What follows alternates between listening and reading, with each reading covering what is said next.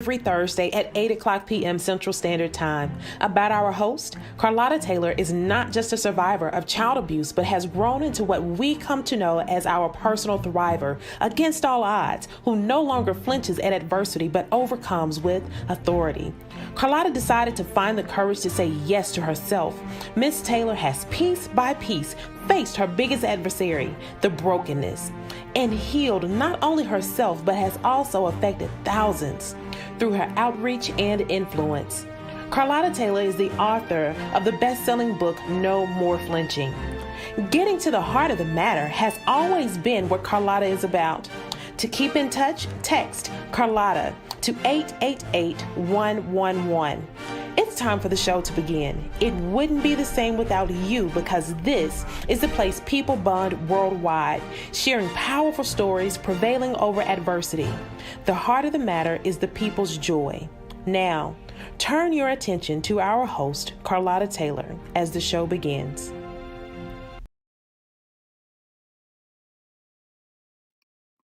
Welcome to the Heart of the Matter show, the place where your voice is heard. I'm your favorite host, Carlotta Taylor, and today we get to the heart of the matter with Marshall Thompson from Jackson, Mississippi. So without further ado, we're going to go ahead and jump right in there and bring our special guest up for the evening. How are you doing, Marshall? Super fantastic. How you doing today? Amazing. So glad to have you on. I understand you're pretty much sharing your story, your core story for the first time.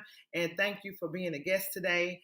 And we're going to go ahead and get started. I want to ask you, what does getting to the heart of the matter mean to you?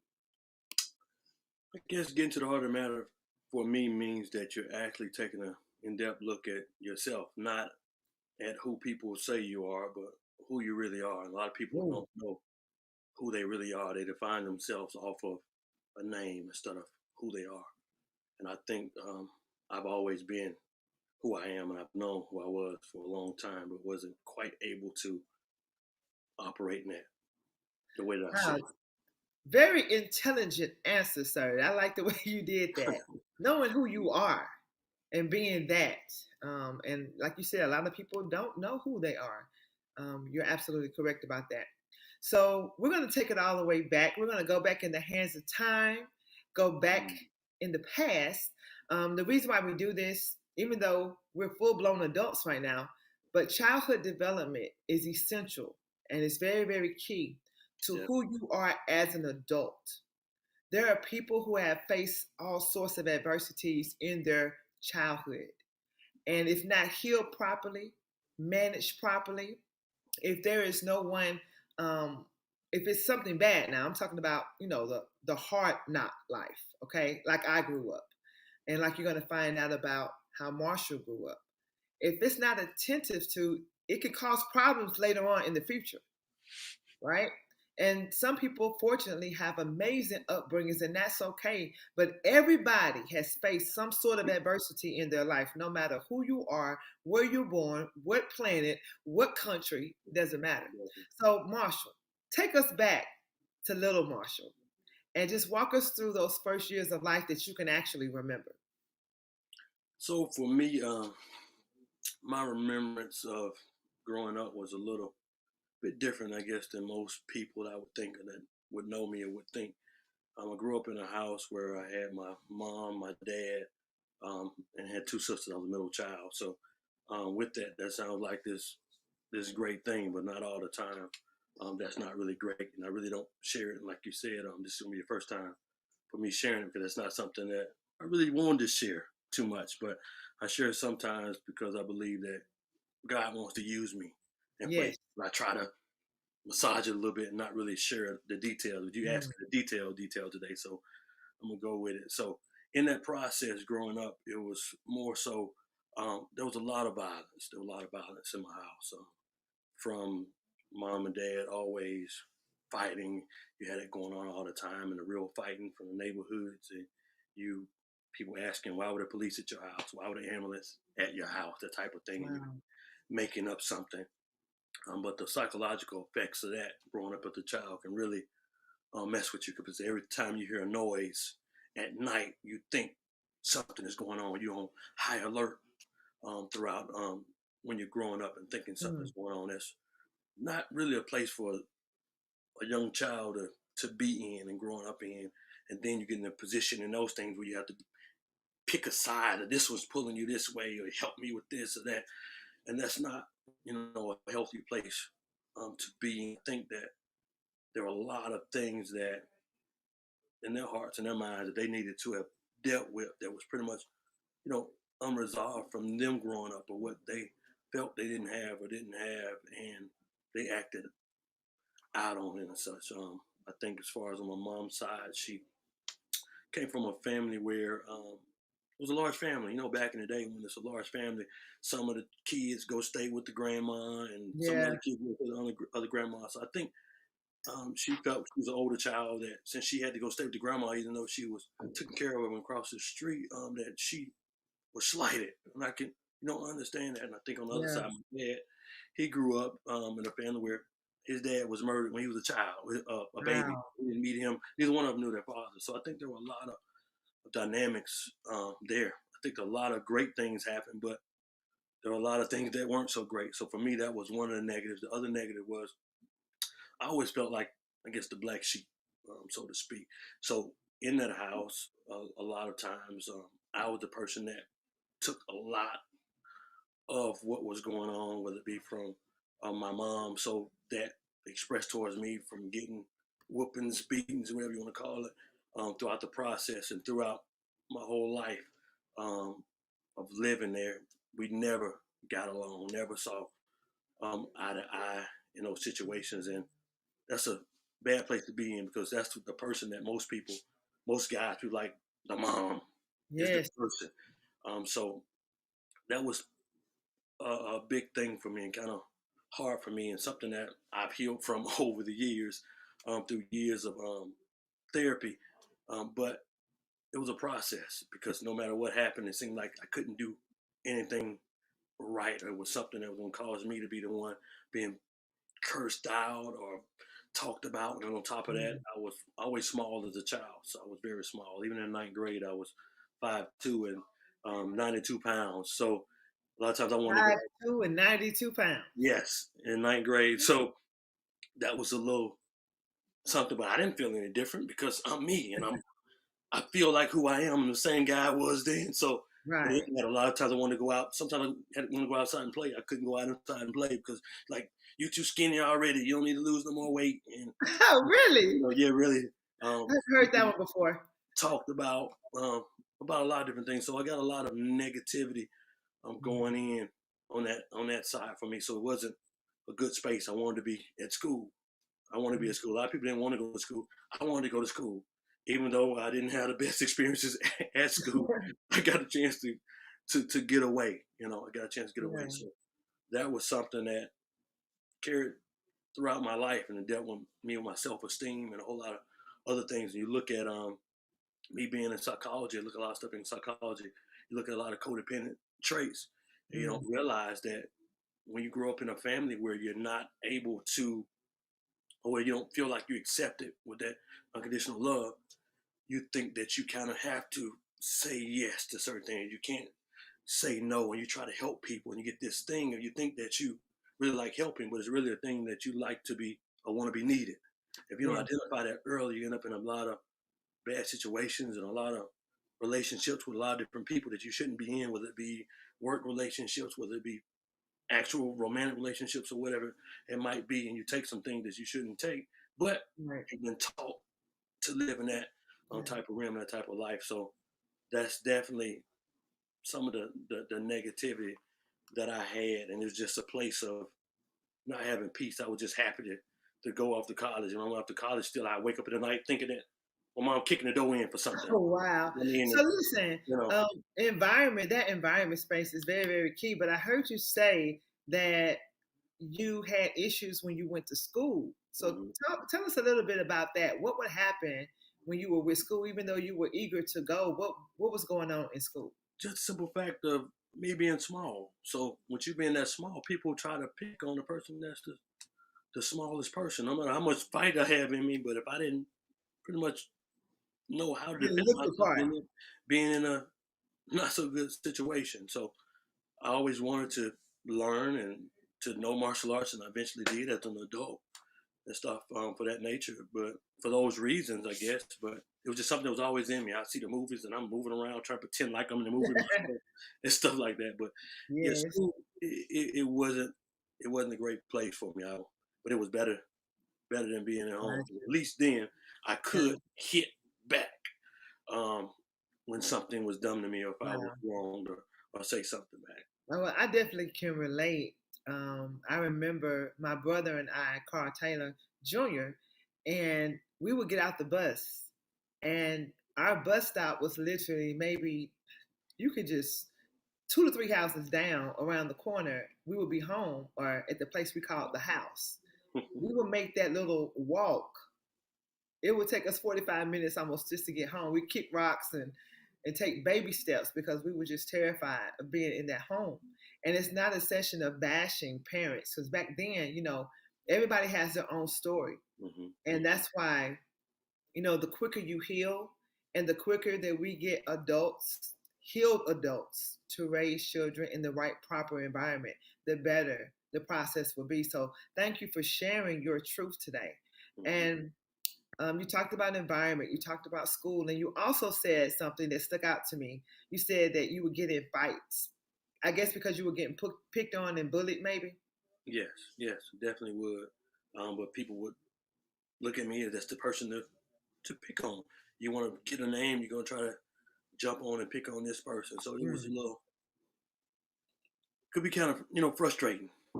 Really frustrating. You go from one area, from one thing to another area to another thing. It's like, when does this stop? But I guess when you over stop. time it just kept Oh, I like that.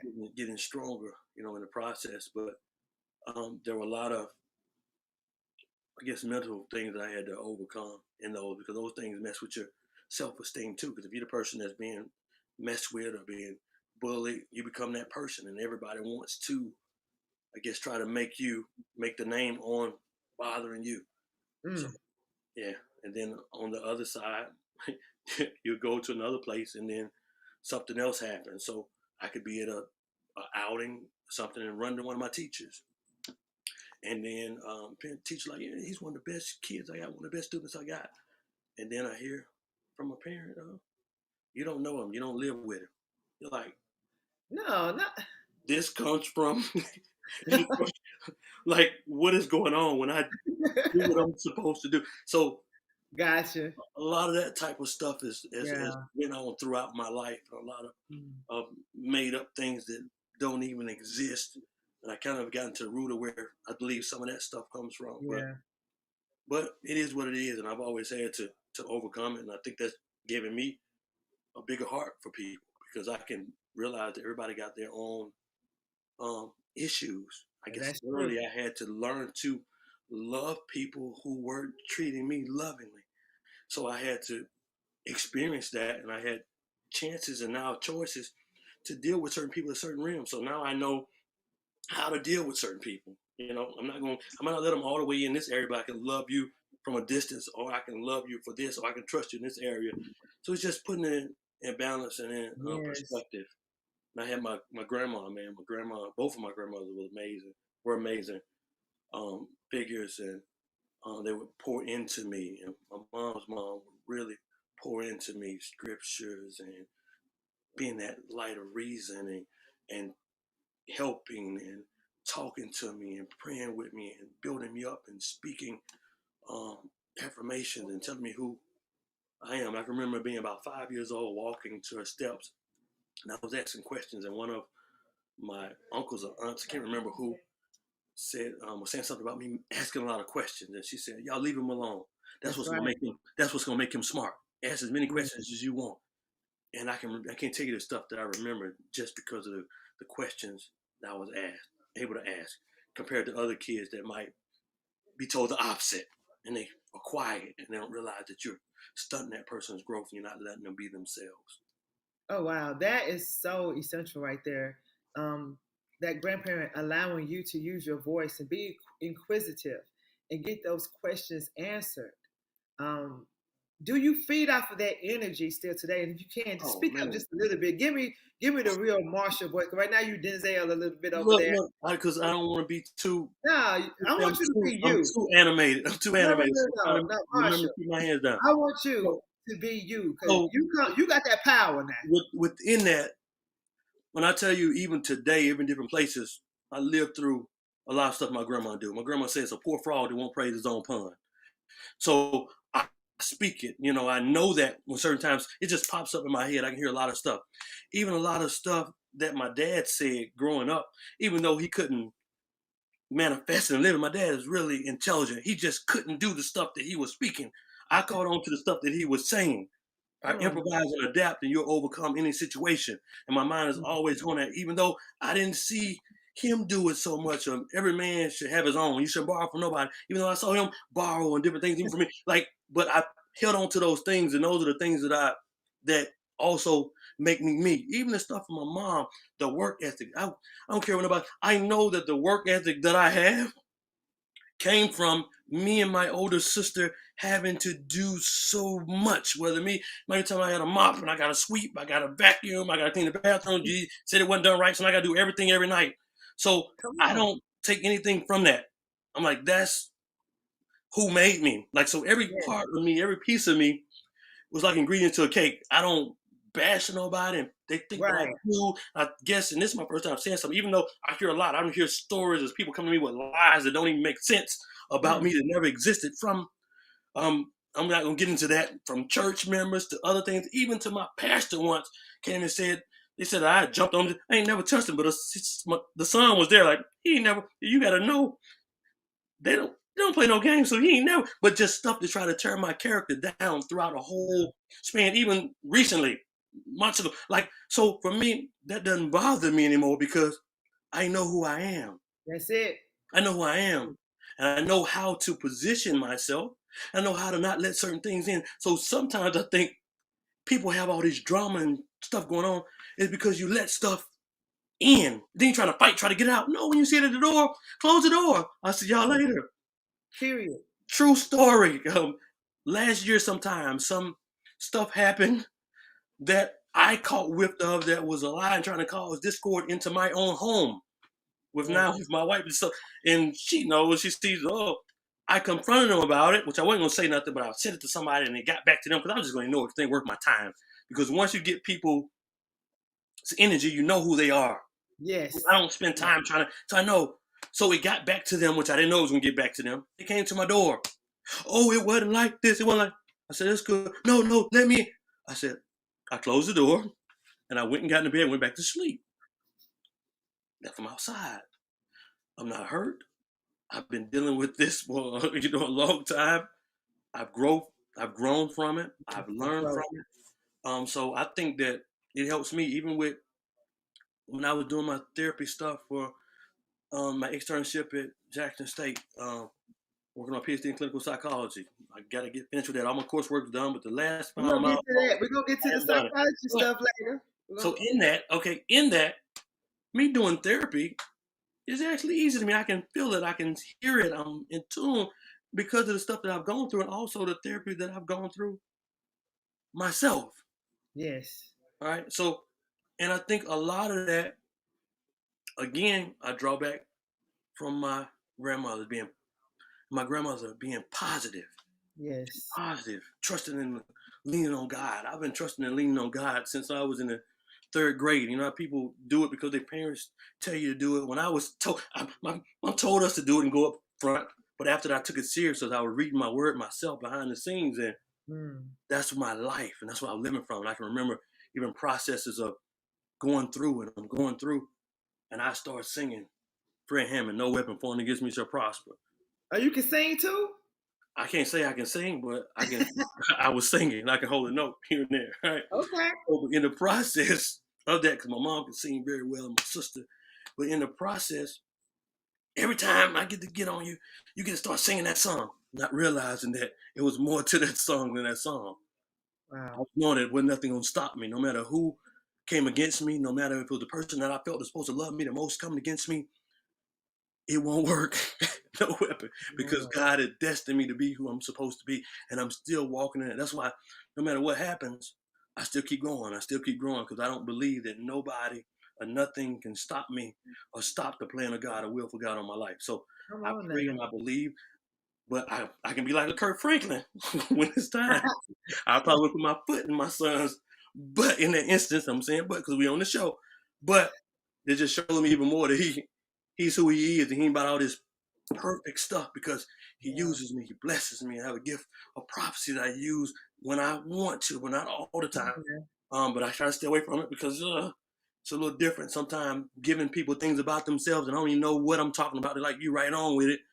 And then some people don't feel too comfortable with it. So I've always knew that I had a calling within myself, no matter if it didn't look like what I looked like at that point in Right, time. right. So Now let's transition because we talked about you growing up in your youth and the struggles and all of that. And we talked about how you were in school. I understand you were a Jackson State University graduate, right? yes, ma'am. Well, how was that college life? So if someone's watching the show, and just for the people who may be tuning in right now, we'll get into the heart of the matter with Marshall Thompson from Jackson, Mississippi, and he is laying it on the line, sharing his story basically publicly for the first time. So I always just am so honored when someone says, I've never really shared my story. But we're getting to the heart of the matter with Marshall Thompson right now. And so you are a Jackson State JSU graduate. How was your college life? Talk to us about that, the challenges, the hurdles that you overcame, the fact you are Mm. actually a graduate. Everybody can't say that. A lot of people have started college, stop. Sometimes their whole goal is just to get that degree, but you did it. How? Walk us through. So I'll just say this: the way that you're saying it ain't the way that it is. So what the boys always say, running, running crew, we always say, man, it seems like everything you go through, like you got to go through hard. So my college started out. I wanted to go to Tuskegee. Went to Tuskegee. Was down there giving it what I had. I enjoyed. I enjoyed it.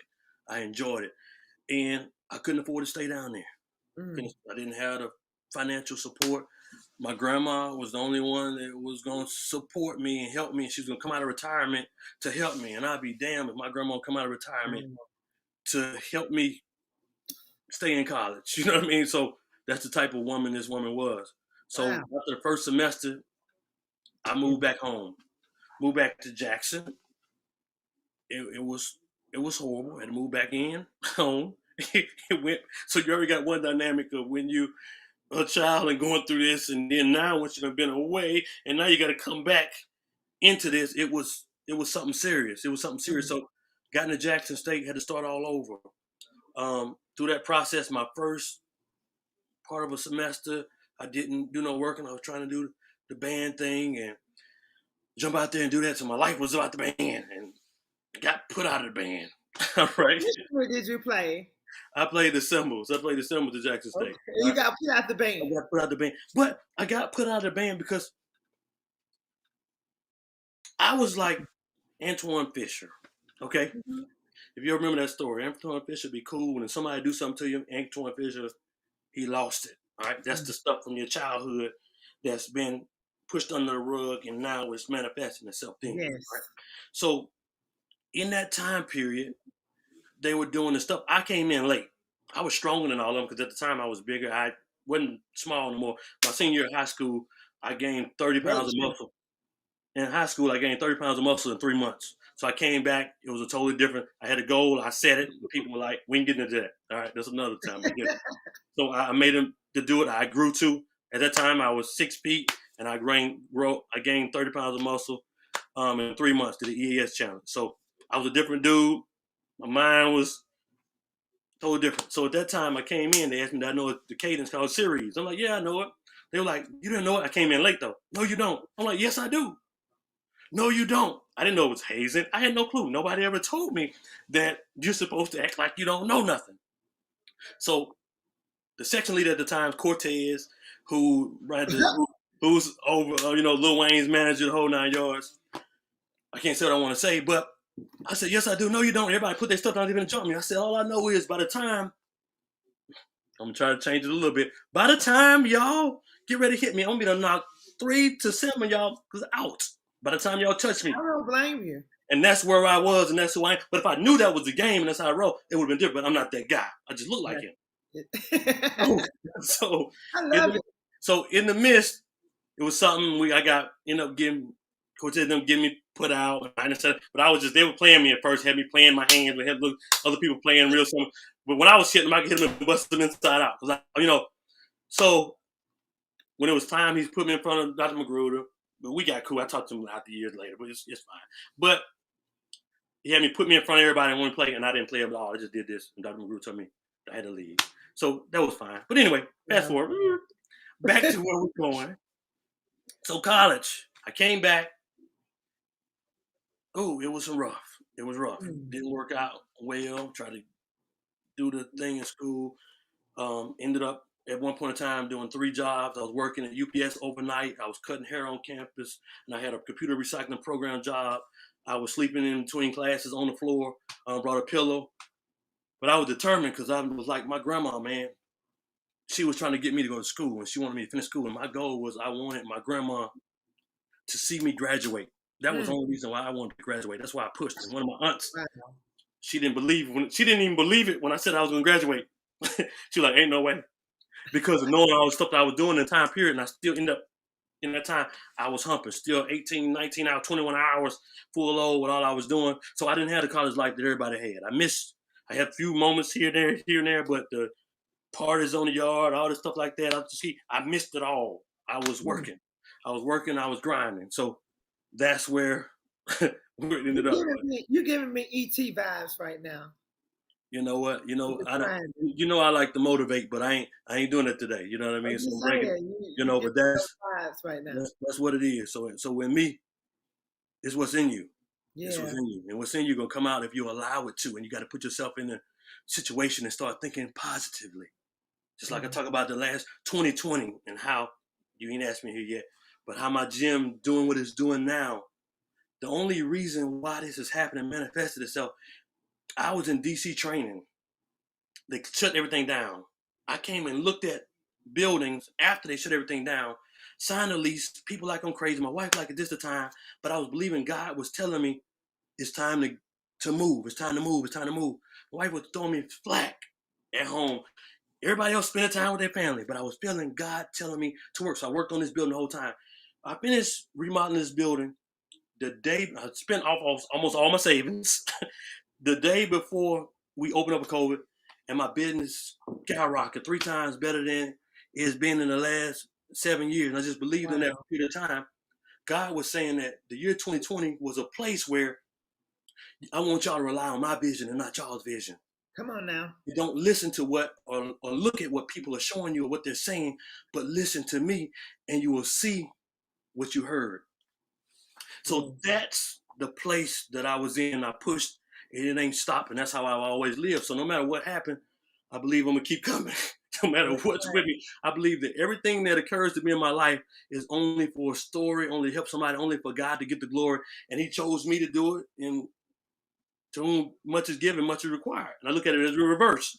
So you might go through a lot in the beginning of your life, but that's because God already saw the end. Woo! So in that process, he's already gave you what you're supposed to get. So you're going through that because to whom much is given, much is required. Well, don't make me cry. So I ain't worried about it. Even though coming on this show, people, months ago, I ended up fracturing my tooth out training, getting a cap thing put on it, but didn't get the crown put on it, went to training, and it fractured. The tooth had to get pulled out right in the front, close to it. And in the midst of it, I keep losing. I lost my little retainer thing, whatever the thing got put to the partial to. The thing was $500. I'm not buying no more teeth. Another tooth. I'm not buying another tooth. So guess what? I'm signing people up just the same. I'm on this show just the same because guess what? Literally and figuratively, my tooth don't make me. I make my tooth. I grew it. You know what I'm saying? So within it, you got people all over this world who don't have much sense at all, and they can make trends and fads off stupid stuff. If you do enough, people start knocking their tooth out just to be like you because of who you are. That's You just the better way I come look on at here it. and preach now, That's Marsha. just the way I look at it. But I'm You gonna ain't keep supposed to up. be no preacher, are you? And now you're getting into something else because Yeah. I posted a post a couple months ago on who the people think I'm supposed to be. Now, my best friend, I got two best female friends, Drea and Kenya. And then my wife said, put on there, preacher. My other best friend, Kenya said, a pastor. And then my Drea said, you motivate people, you doing what you're supposed to do already. Everybody else talking all this other stuff. They're like, they don't know you. But on the other side, I said, y'all saying this and y'all know me. I got some Yeah. issues. You know what I'm saying? I got some issues. So it have to be another type ministry where I can keep it real because my stuff is my stuff. You Yeah. know, but I don't think we're responsible for what has happened to us. Okay. Mm. But I think we're responsible for taking the steps to overcome it. So Yeah. I try to do the best that I can with what I have. And then on the other side, I like me. Right. Most Now, person, you ain't gotta love me. I love myself. I love myself. And yeah. that's the thing for a long period of time. I don't think years before that I did. I was listening to what I was hearing or what I Yeah. was seeing. I've never been that person that clicked up with people. I've never been you got best friends. Back in high school, my boy Josh, we would road dog. But other than that, in the realms, for real, there's always people who, even though I had other friends, they would have other best friends that was better than me. But no matter where I've been, and I realized within that, and I didn't fit in like that. I Yeah. wasn't supposed to fit in. I'm Never peculiar. supposed to Like fit God in. said, I'm supposed to be peculiar, and I'm thankful and I'm happy for who I am, and I love me. So Yeah. now, if you don't call me, you ain't got to be. I'm good. And sometimes now I ain't got time because now I done got into being able to put myself first and my family first, and not worried about that. So it's just a Yeah. growth and healing is a whole nother place. And you got a lot of people that's 50, 60, 70 years old and they're not healed. And I think a lot of it, even with the great stuff or the bad stuff, even with my family, I can hear a lot of stuff coming from my parents. That stuff from childhood, they still harboring on, holding on to. That's it. You can't hold That's on to it. that stuff. It's like playing tug of war. I can't be on this end and that end at the same time. It's not going to happen because if I Right. do, I'm pulling all that with me at the same time. I got to leave that behind me. So Yes. that's it. Oh my gosh, Marsha, your story is immaculate. We're about to tap in because right now we've walked through the adversities, the hurdles, and things that life has thrown your way. And you kind of like that race person, that runner on the track, and you're jumping over hurdles and you're figuring things out. You're the college student working 2 and 3 jobs, still manage to complete college no matter where you came from. No matter what you endured, no matter things that frighten you in your youth, and here you are being that strong overcomer today. So now we're gonna fast forward just a little bit. You graduated with your bachelor's. You slipped in the master's in there somewhere. You can speed us up on that. And now you are before we get to the college, just do this. Explain to us where did that vision come from with you starting your own gym? Because I just want to say kudos to you. I've actually had the opportunity to train under you before, and I think I'm gonna get back. I think I'm gonna come back out there. I mean, I'm saying that, but I'm for real, because it's some heavy stuff, and you are a great trainer. I got to give it I to you. appreciate it. Thank you. Great energy, great vibes, and don't worry, we're gonna plug you in. Hopefully, you all can still see me. Can you still hear me right now? Because I'm having some I can little hear you issues. great. It's Perfect. raining out here. Okay, Perfect. great. Perfect.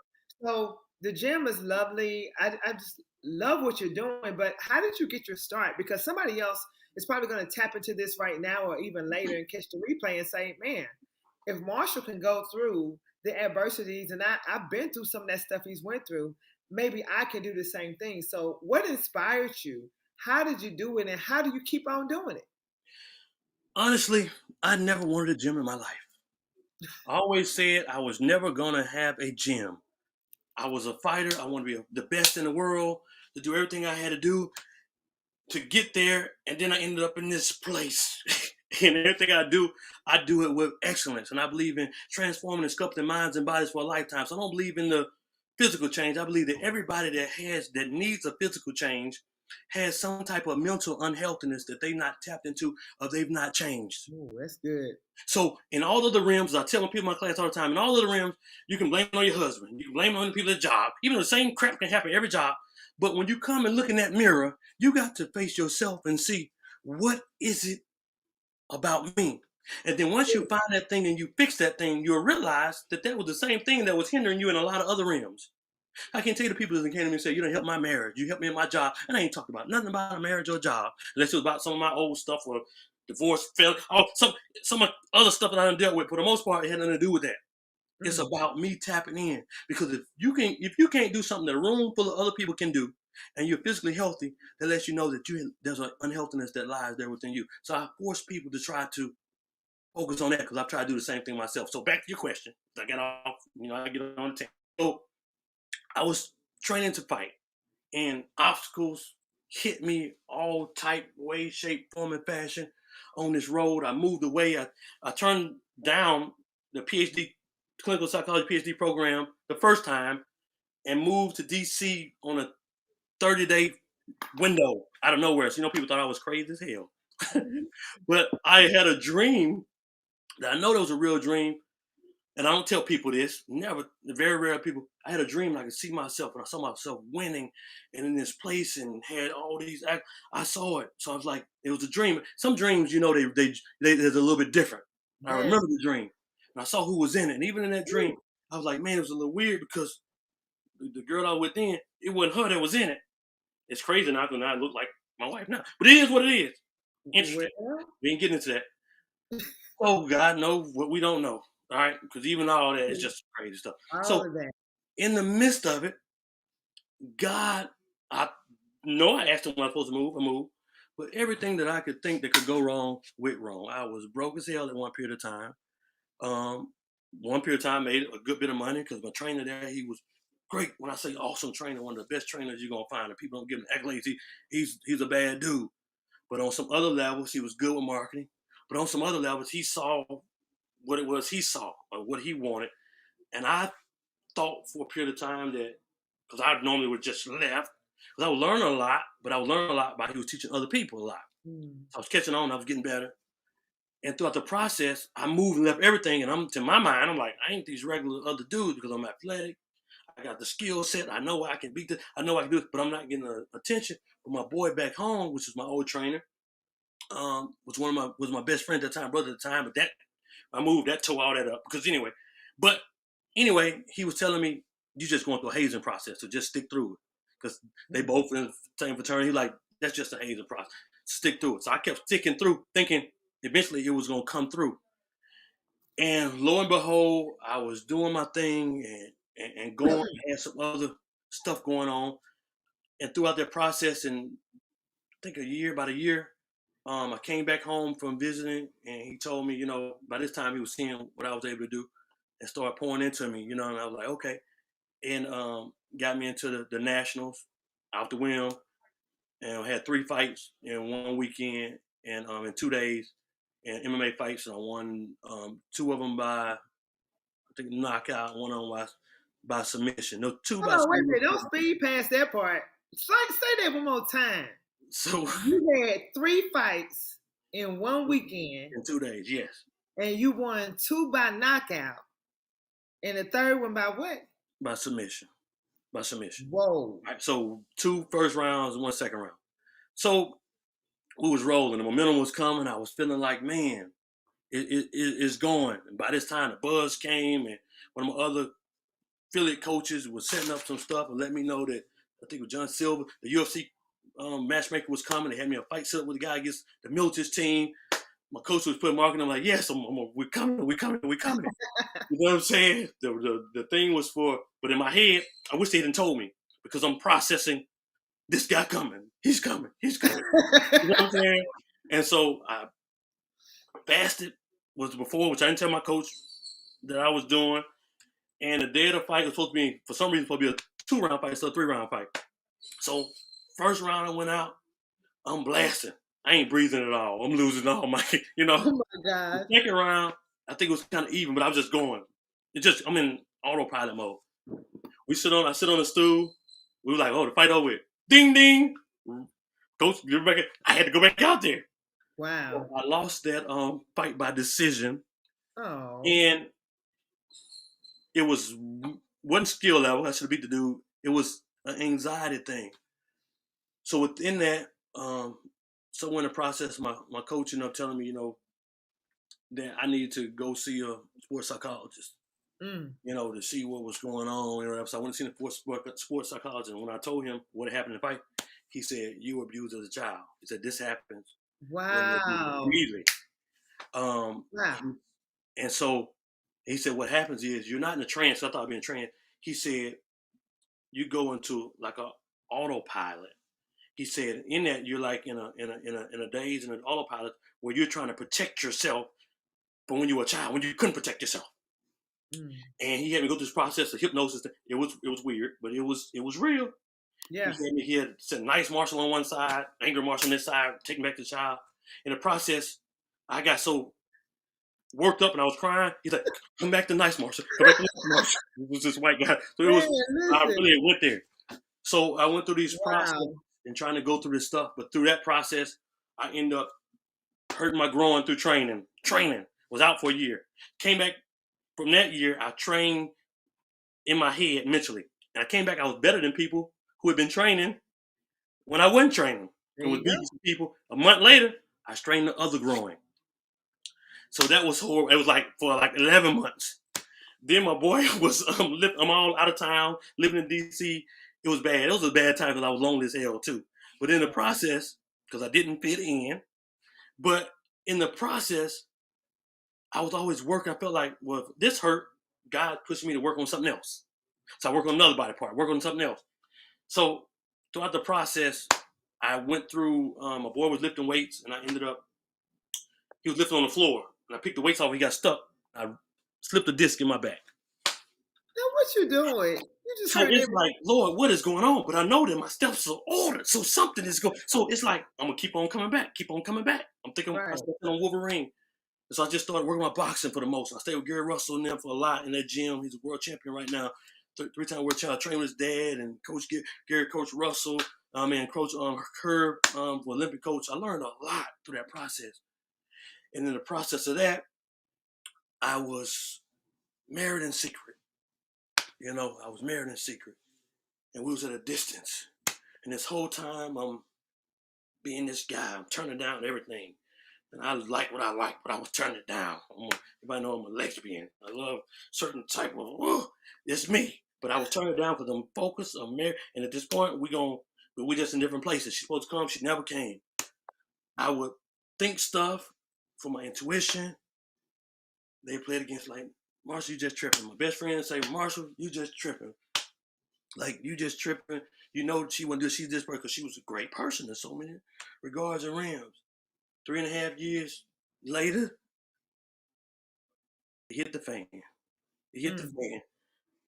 God showed me some stuff. I tapped on it, and at that point in time, we was doing a lot of scripture. We were going over Ananias and Sapphira and Acts and how they lied to the Holy Spirit. And I said, based off what we read in the Holy Spirit, would you put your mom's life on what you were telling me about what I asked you, what's been going on? She said, "I wouldn't put nobody's life on nothing I said." Ooh. Through the process, it came down. Mm. So she said she couldn't sleep. After that, she couldn't sleep. Said God was telling her, "You got to tell them the truth." Mm. Man, that broke me. I'm a strong dude. I wanted to die. I Mm. saw I was driving on 495 and I'm seeing myself running off the highway. I was seeing my head in a guillotine being chopped off. Like in 30 days, people think I'm playing. I could not sleep. My brain was running and I couldn't hold nothing down. Every time I would throw up, Oh man. and she told me, "You were amazing. It wasn't nothing you did, blah, blah. I just want to be with you. I still want, blah, blah, blah." It's like, "You're the most intuitive person I ever met in my life. 95% of the time when you thought something, you were totally right. You just weren't here to put your finger on it." Wow. I remember she flying in one time to where she lived and in the backyard just trying to peek. Went to the door. She opened. It was just weird. And I went and laid down. I said, "Somebody been?" She's like, "No." But I just could feel it. Just, Felt that energy. I was, at that point, I was mad with God. I was Mm. mad with God because I'm a dude, and at that time I was younger. I was more above. I would turn down a lot of stuff. I didn't touch nothing. So, but in the midst of it, I was mad with God. It ain't one like a person said they don't know that God don't exist. I knew God exists because God had done too much in my life.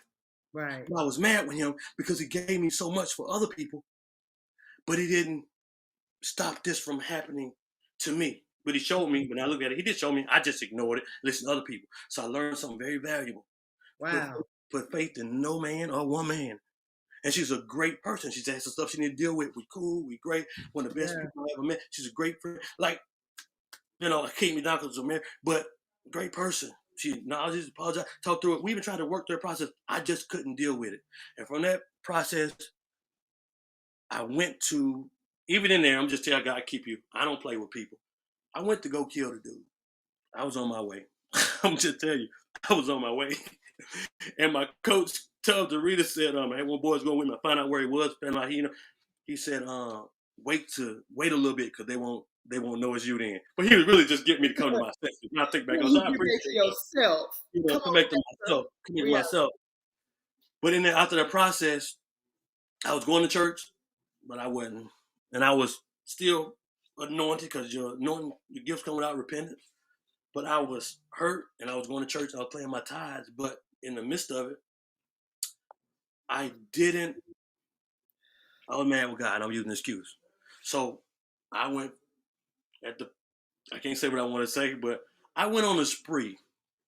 I went on a spree and I made up my mind that I wasn't marrying nobody again. I wasn't being serious with nobody. And women were like, oh, but no, this can't be. You so good with this and then this. And I'm like, the same stuff you told me. This one told me last night.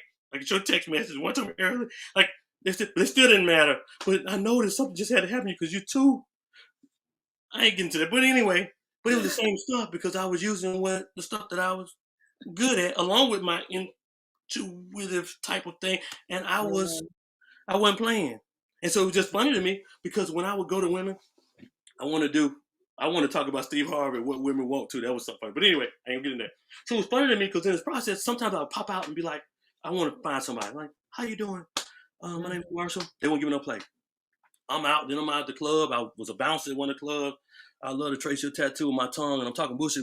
They loving it and giving it, and I'm messing on the first night. Like it was, I'm like, and they're the same type of women. So let me know that I ain't getting that. That's something I want to talk about. I went the whole experience that I want to really. But it just gave me a whole nother perspective. So it made me like, it ain't about nothing. Then I got to see too, this perspective that I had of people. I was dealing with so many people who had people and couldn't get rid of me and saying that they people ain't like me. So it was interesting. And these are people so it let me know, like, man, just like I thought, but before I thought differently. So it was a place and it was a hard road for me to get back. I literally went cold turkey. Like, wow. It was so, yeah. So to get to where I am now, back to fighting, I'm sorry, it didn't work out too well there. I felt like I was slighted a lot at the time. By my coach after the stuff, right after the stuff happened with the ex. So stuff we fell out with my coach, with his other teammate left the team, and in the midst of it, he said, if anybody should be mad, you should be mad because I taught him more than I taught you, and you've been with me for long. And that right there was like, because these are the people that I really entrusted. I moved here for you. So I took that to heart. He didn't think he meant to say it the way he said it, but it made other stuff add up for some other stuff. And through that process, we'd had this relationship. We go back and forth with stuff. It helped me a lot. So with my gym, I've learned a lot about my gym and had the help from him. I worked for him for years. I learned a lot. For years, I did even this stuff for free for years. And don't despise doing stuff for free for people. Because the stuff that he was, even though I made a lot of money working with him on the real estate stuff, on other stuff, I didn't, but it was great stuff because I would go back in time and do the stuff again for free because I learned so much from him. And again, we all got our own issues and our things. And it was like weird to me because I wanted it to work out that way. And even this last time when I came back to try to fight, he was trying to help me. Went out there, flew out there, I came from DC, trying to give me what he had to help me. So I appreciate that. We just seemed like the core. It seemed like something was always missing. I don't know what I did. I told him to do something. I don't know. But it was just weird. And it seemed like our personalities were real congruent in a lot of ways, though. I always was drawn to him in that aspect to the point where people were like, oh, you're trying to be like him, not knowing that I always been who I am. Always been who I am. Is this your coach we're talking about? Coach, yeah. So that threw some wrenches in the thing. So fast forwarding, when I was leaving with all my stuff in my car from where we were staying together with my ex-wife, another coach called me. I was crying, literally. Had everything in my my Mustang. Had everything in my Mustang in the back seat, crying. He's, oh yeah, how you doing, coach? I'm being a man, I gotta be that dude. You know what I'm saying? And he goes, oh, you want to take your pro debut fight on Comcast in a month? I'm like, oh sure, I'm there. Whatever. And so me and my coach, the other coach had fell out. My main coach had fell out.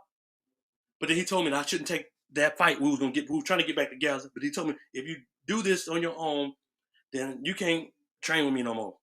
So I started training with somebody else, which is another coach. Then throughout that process, he started allowing me to train there. But he said he wasn't gonna ever be my coach, but I could train the gym, but he wouldn't have corner me and stuff. That's all cool.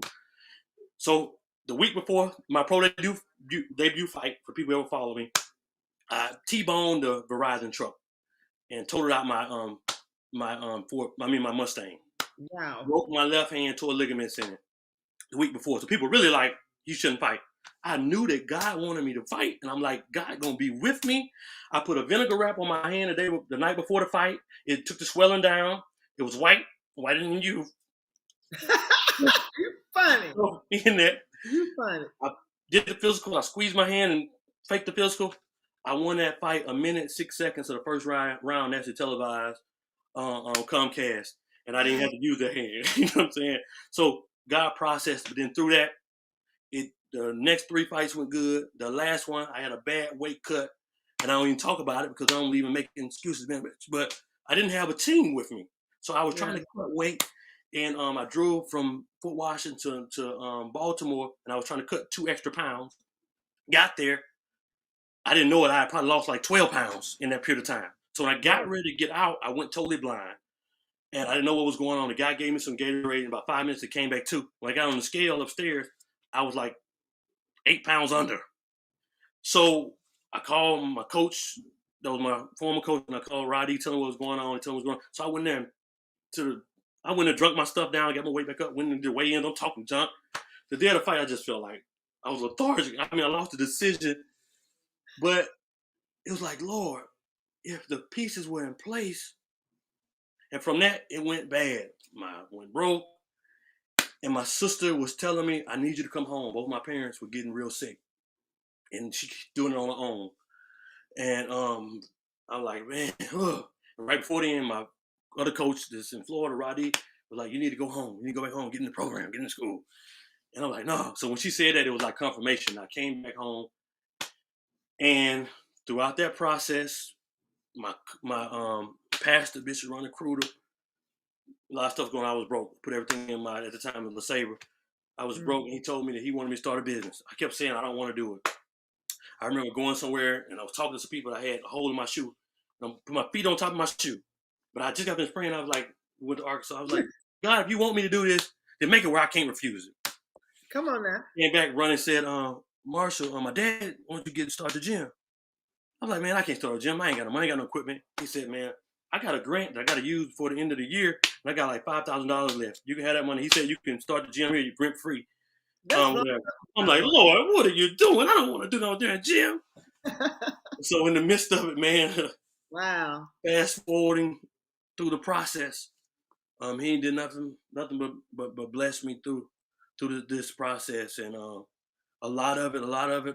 Be honest with you, I learned a lot on how to do marketing. I put my own spin on it from the coach I was telling you about. Learned a lot of marketing stuff. A lot of it, be honest with you, comes from just God favor. People come, or word of mouth, or whole lot of stuff like that. I don't know who this keeps. Probably somebody watching. They want to talk about. Keep texting me, but I'm ignoring them. So I'm not looking. So stop texting me if you're watching, trying to check me up. I'm not listening. So in the midst of it, through that process, he just keep blessing me, man. I was in South Jackson, running my business there at New Horizon Academy for 7 years. Of course, after a couple of months, I started having to pay because they started money started rolling. But I started out as a male mentoring program for teenagers. But for some reason, the community didn't want to feed into it. My goal has always been to have in South Jackson, a school of performing arts. I wanted the school of performing arts to have not only the martial arts, but also all the music. But I wanted to have implement arts and crafts and the skills that we need to do for. They took out shopping schools, trades. I wanted to add all that in there. So when kids get out from school, they can go right to the building and they could get all the learning and they can get away from their environment. Then that's why I went back to school too. I wanted to get my PhD in clinical psychology so I can have some type of something to help these kids for free. Because most people who need psychological help can't afford it. And their parents Yep, need a lot of help. that's So true. I feel like if we can get them out of their home environments and get them in a facility like that, we can take away. But other than that, if you just do them a little program here and there, their outside life is taking over and having more of an impact on them than we can have on them. So that's been my goal, which has been hard. And I'm believing some kind of way God will open the door to bring the money for that. And I Yeah. put the website up that people can actually see the penny going through because I ain't want none of it for me. I want to help these kids. I'm in the Wow. process of it. So That's I don't know how we huge. got all the way there, but Well, hey, that's good. you sharing your story. If you're tuning in right now, we're getting to the heart of the matter with Marshall Thompson from Jackson, Mississippi. He's showing you his life of how he grew up in adversity, overcoming tons of adversity in his youth, but he did not let that stop him. Stop him. Stop him. I'm just really intrigued by your story, Marshall. And then he had challenges in college, Jackson State University graduate. And he did not let that stop him. He worked 2 to 3 jobs. And now he is also a fighter who just, I mean, I'm just so impressed. Marshall, fighting with a broken hand, wrapping it up. Talk about vinegar on your hand, and you never even had to use the hand, but yet you still won the fight. Come on now. And you are a gym owner. That's You, that you faith, own man. your own gym. Okay. That is something to be proud of. And I've had the pleasure of meeting Marshall and being under his coaching at his gym, and it's an amazing facility.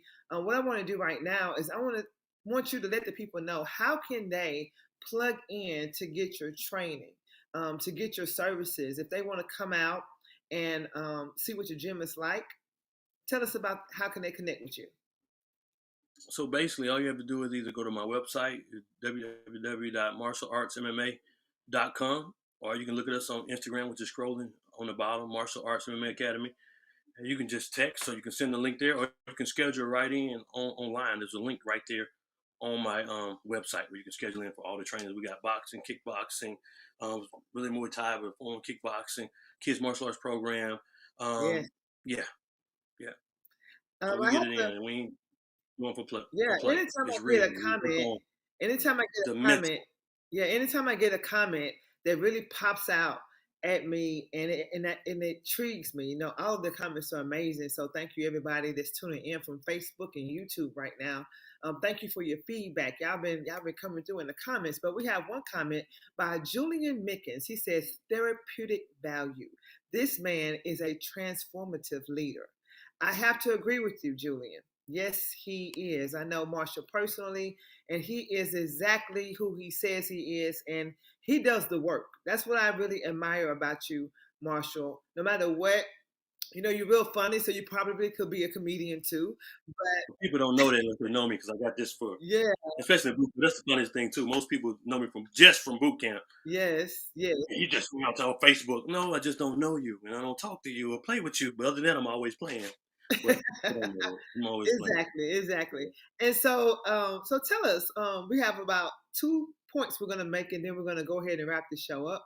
But tell us what's next. What's next for you? What's next for me?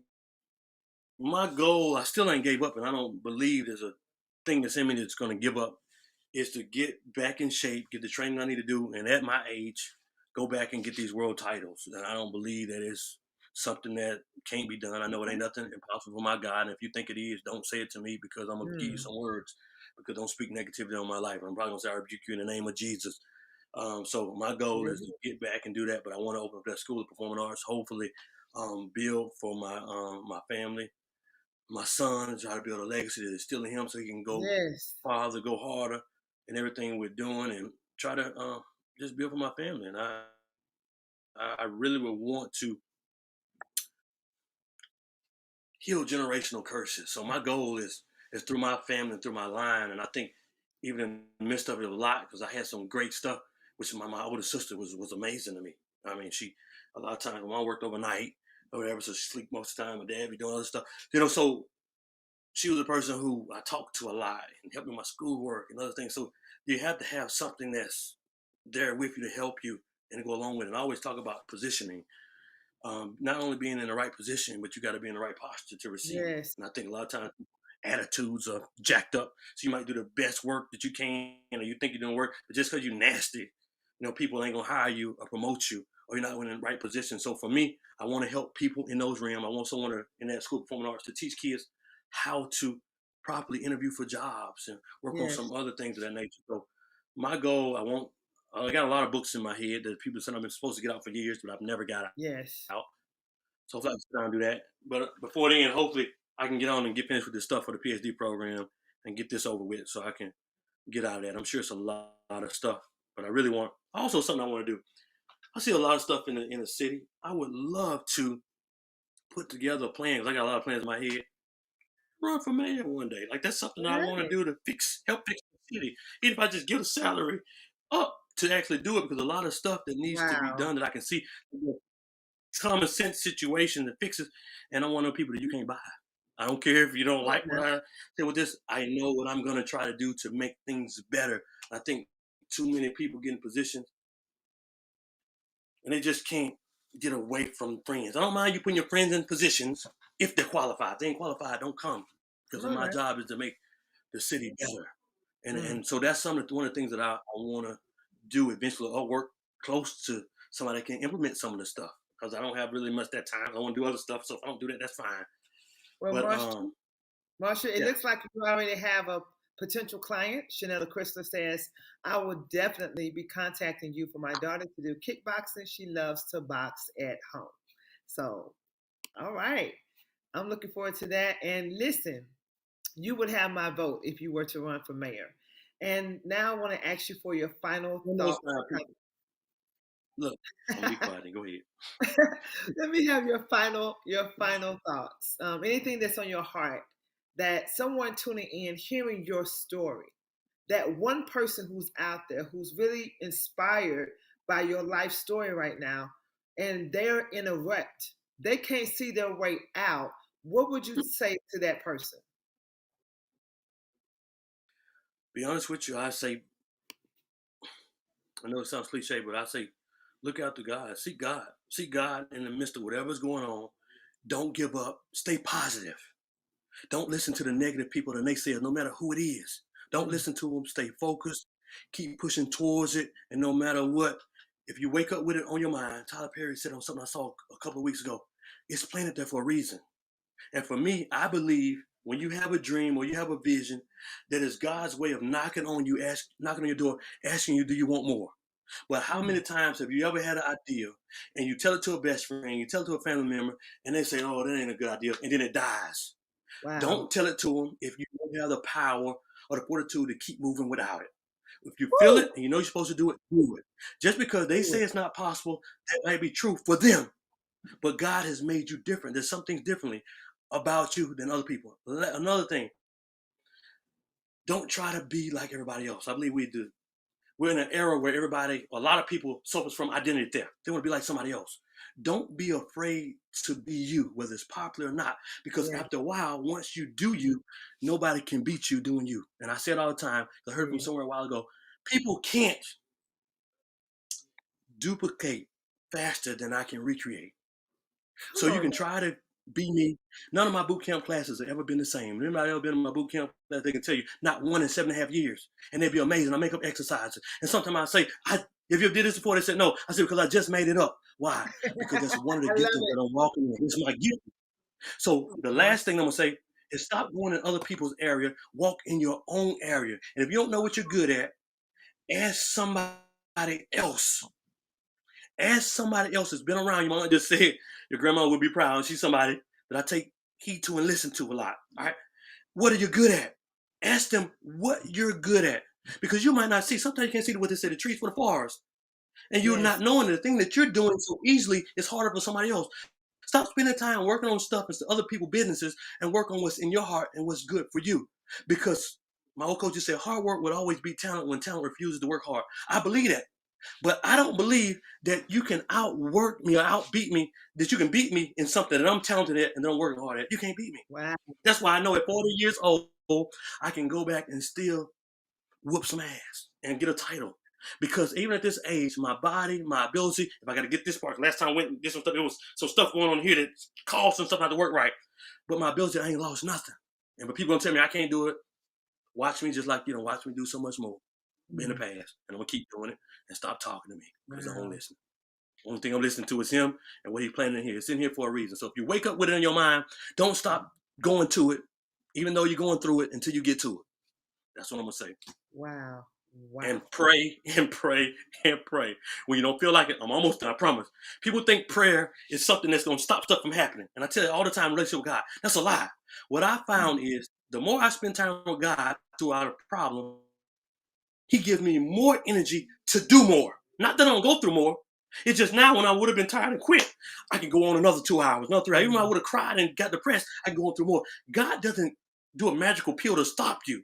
His faith allows you to keep going. Faith in God. So that's what I think. Just keep on going and don't look for an easy way out. Don't look for an excuse to quit. Keep going. And a lot of times it's disguised. Also in stuff you don't want to do. I think God, I promise this is the last thing. You're finna cut me off. But the scripture says God doesn't give us the spirit of fear or timidness. So it says that. So I believe, guess what? That if God didn't give it to you, who gave it to you? So anything that you're afraid of or that you don't want to do, I think that's the enemy's way to keep you from your destiny. So anything you're afraid of, attack that thing. Try to conquer that thing. That very thing might not be the thing to get you to your destiny, but that very thing might be the thing that teaches you something that unlocks the key to your destiny. Yes. So no matter what it is you're afraid of, if God didn't give it to you, and it said that God didn't give you the spirit of fear, who gave it to you? Attack it. Some people need to go to therapy. I've been through a lot of it. I ain't gonna ashamed to say it, and I'm gonna go to some more because there's some issues that I gotta deal with. All right. Yeah.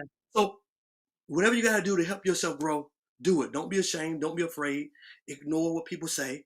Even through this process, the scriptures talks about no greater gift than to lay down your life for a friend. I looked at it one day and said, guess what? Sometimes it's laying down your story. Sometimes people don't want to lay down their story. Just lay down your life. So what greater gift is that? Sometimes it's laying down your time.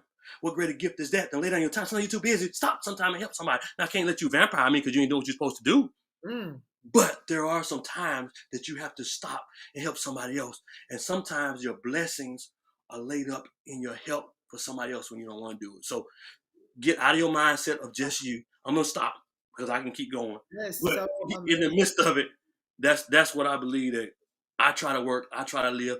I ain't perfect. I still have my issues. I might want to go look on something and beat myself half to death, but I don't. Because I'm staying in God. I don't believe in that I'm blessed and highly favored every day type of stuff. You might be, but you don't feel like that every day. And I think part of our life and our Christian journey is people want to portray the issue. They don't have no problems. We all got problems and we all got issues. And that's our job to pour out our problems and our issues and try to help people get through them. If not, why did we go through them? Everything about God is relational. It's relational. So I believe in relational stuff. Now, just because I don't deal with you on every level, it just might mean that I can't let you in my space with you. You're toxic. But I still can try to help you as much as I can if you want to be helped. Yes. I'm done. Oh my gosh, what a way. Marshall, you got warmed up and then boom, I got to see the real Marshall Thompson. I think you made me show my tooth a lot. But guess what? That is spot a lot. You already said you didn't care about it, but I'm telling you, I know. You, man, what a powerful story. What a powerful interview. Thank you for sharing. You share it with your heart. Talking about getting to the heart of the matter. Thank you, thank you, thank you. I know this story is going to help somebody. If you're tuning in, we just got to the heart of the matter with Marshall Thompson. Be sure to share this story with at least 5 people that you love. All right. If you know it inspired you, hit that share button. Okay. Whether you're on YouTube or Facebook. Marshall, I want to say, don't go anywhere. I'm going to drop you down into the green room. Okay. You guys let me say this real quick. And I also want to say too, all my relationships now are moving in a good direction. Yes. So just so you know, they moved in a good direction. So you asked me about my past, if I ain't hurt, but I ain't dealing with it, I ain't got no issue. So don't come text me, don't send me no message. I don't want to talk to you. If I ain't talked to you before, it ain't. If you say, well, I ain't tell you, because I ain't tell you because it wasn't none of your business. So all right. See you later. You all good. Don't go nowhere, Marshall. I'm gonna be talking to you in just a moment. All right. Wow, talk about a story of overcoming adversity and laying it all on the line. And you may have gotten a motivational nugget at the end because, listen, I'm going to go back and watch the replay myself. Very inspirational story. I'm so grateful that Marshall came on today. So be sure to tune in next Thursday at 8 p.m. right here on the Heart of the Matter show. I'm going to have another amazing guest, and wow, I'm just so inspired. I hope you are too. Be sure to share this live with 5 people you love. Thank you for tuning in.